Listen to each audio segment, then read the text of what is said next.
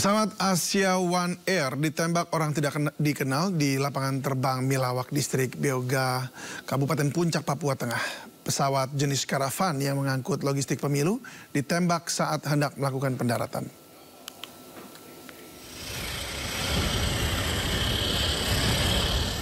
Pesawat Asia One Air ditembak orang tak dikenal di lapangan terbang Milawak, Distrik Beoga, Kabupaten Puncak, Papua Tengah. Pesawat jenis karavan yang mengangkut logistik pemilu ini ditembak saat hendak melakukan pendaratan. Pelaku penembakan diduga kelompok kriminal bersenjata yang berada di Kampung Ambobra. Badan belakang pesawat bagian kanan terkena satu tembakan yang tembus ke arah pintu belakang pesawat. Kapolda Papua menyampaikan tembakan tersebut dibalas oleh aparat keamanan TNI Polri sebagai tindakan hukum kepada OTK yang menembaki pesawat. Penembakan terindikasi ada keterkaitan dengan hasil perhitungan suara pemilu legislatif. Tapi kami pastikan penembakan itu bukan untuk apa-apa, tetapi mengganggu proses yang sedang jalan.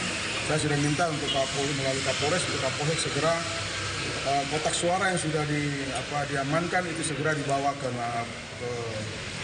Wamena atau langsung ke Nduga, ke Puncak, ke Ilaga. Kapolda juga mengimbau masyarakat tetap tenang dan tidak terpancing oleh isu yang dapat menimbulkan kepanikan, sehingga dapat terjaga situasi yang aman dan damai selama proses penyelidikan berlangsung. Dari Jayapura, Freddy Nuboba, iNews melaporkan. Sebanyak 68 dari 170 kotak surat suara di 4 desa di Kecamatan Parado, Kabupaten Bima, Nusa Tenggara Barat dibakar massa. Peristiwa terjadi saat petugas KPPS tempat sedang melakukan penghitungan surat suara calon DPRD Kabupaten Bima.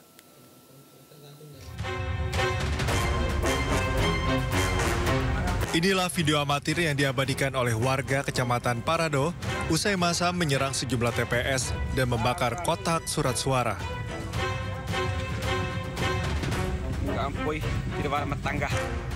Aksi penyerangan yang berujung pembakaran kotak surat suara ini diduga dipicu kekecewaan sekelompok warga lantaran caleg wilayah setempat kurang mendapat dukungan.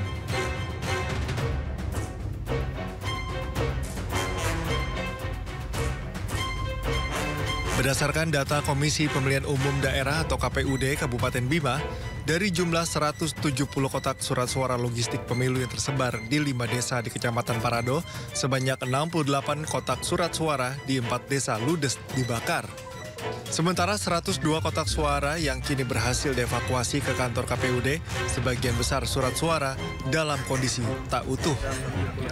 Aksi pembakaran oleh sekelompok massa ini terjadi di saat petugas KPPS sedang melakukan penghitungan surat suara caleg DPRD Kabupaten Bima. Masa kemarin ada 68 kotak dari 15 TPS yang tersebar di 4 desa, mulai dari desa Parado Wame, Parado Rato, kemudian desa Kanca dan desa Lere. Hanya desa Kuta yang masih utuh untuk logistiknya, tidak sempat bergeser ke sana masa yang melakukan.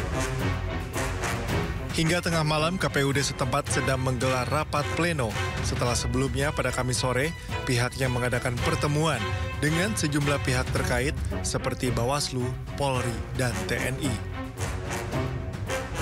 Sejumlah warga di Kota Tangerang Selatan, Banten akan mengikuti pemungutan suara lanjutan dikarenakan sejumlah TPS terendam banjir.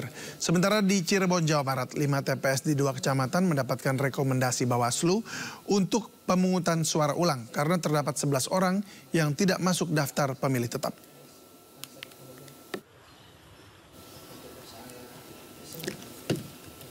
Sejumlah warga di Tangerang Selatan, Banten tidak bisa mencoblos saat pemilu karena sejumlah TPS terdampak banjir.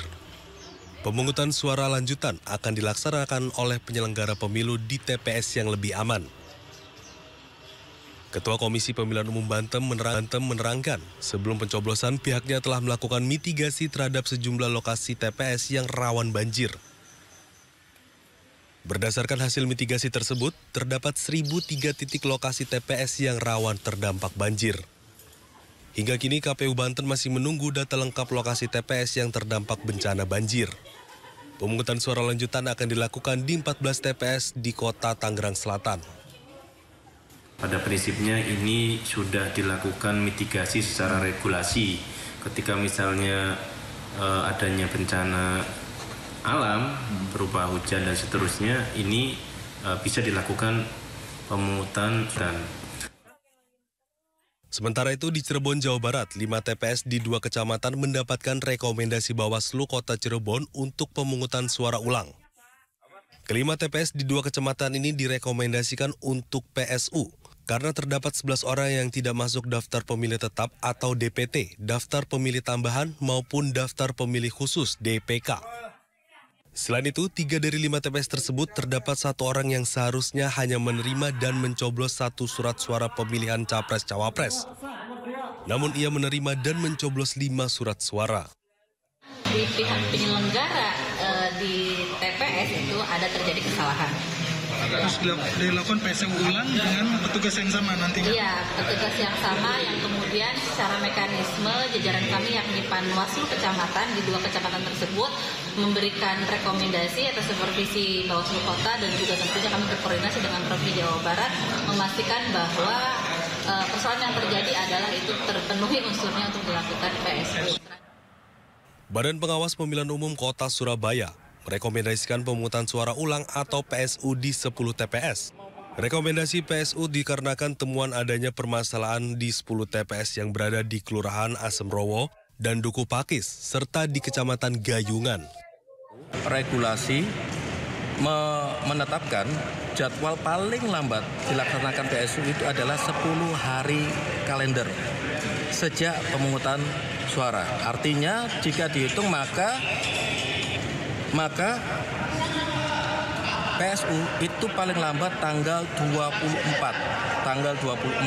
Februari 2024. Dari 10 TPS, 2 diantaranya direkomendasikan PSU menyeluruh.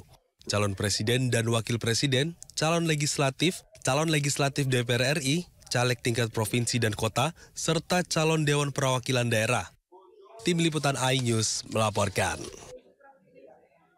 Ya, untuk mengetahui situasi terkini di kantor KPU, kami sudah terhubung dengan Gisela Nurrahma. Gisel, bagaimana situasi terakhir di KPU dan ada informasi apa di sana?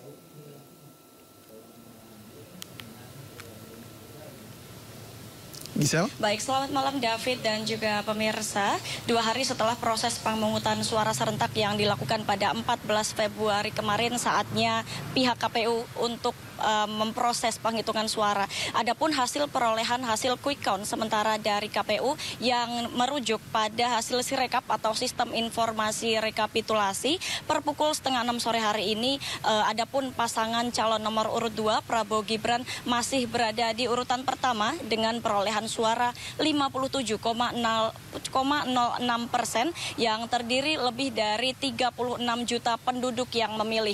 Adapun di urutan kedua terdapat pasangan Anies Baswedan dan Muhaimin Iskandar dengan perolehan suara sebanyak 24,94%, terdiri lebih dari 16 juta penduduk yang memilih. Sementara di urutan ketiga ada pasangan Ganjar Mahfud yang memiliki perolehan suara sebanyak 18%, terdiri lebih dari 11 juta penduduk yang memilih. Tentunya penghitungan ini masih terus berjalan mengingat baru 60,49% suara yang masuk di penghitungan quick count milik dari KPU. Namun sebagai informasi juga bahwa Ketua KPU yakni Hashim Ashari mengaku terjadi kesalahan input data di 2.325 TPS ke dalam Sirekap atau sistem informasi rekapitulasi yang menjadi laman bagi petugas KPPS untuk mengupload formulir C. Selain itu David dan juga pemirsa, jika kami memantau pada sore hari tadi terdapat ratusan masyarakat sipil peduli pemilu dan demokrasi yang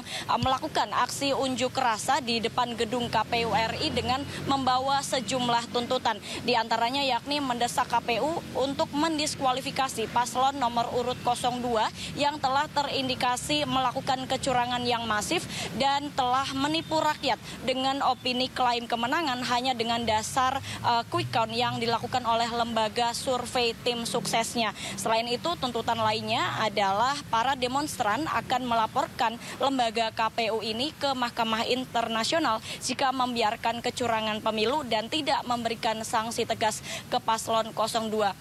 Namun pada pukul 7:13 malam waktu Indonesia Barat ini terlihat situasi di depan gedung KPU RI saat ini sudah terpantau lancar kembali dan tidak ada para demonstran yang masih berada di depan gedung KPU. Demikian kembali ke Anda, David.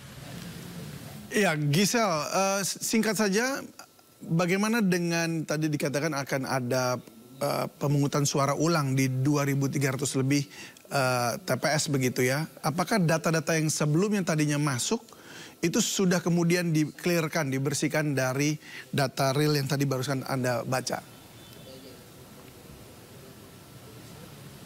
Ya, dari informasi yang kami dapatkan dari 2.325 TPS itu saat ini memang belum masuk dari hasil quick count KPU, dan nantinya dari pihak KPU Hasyim Asyari sendiri mengklaim akan terus melakukan perbaikan hingga quick count dari KPU itu bisa bersih dan juga bisa asli tanpa ada hasil yang curang, begitu, David.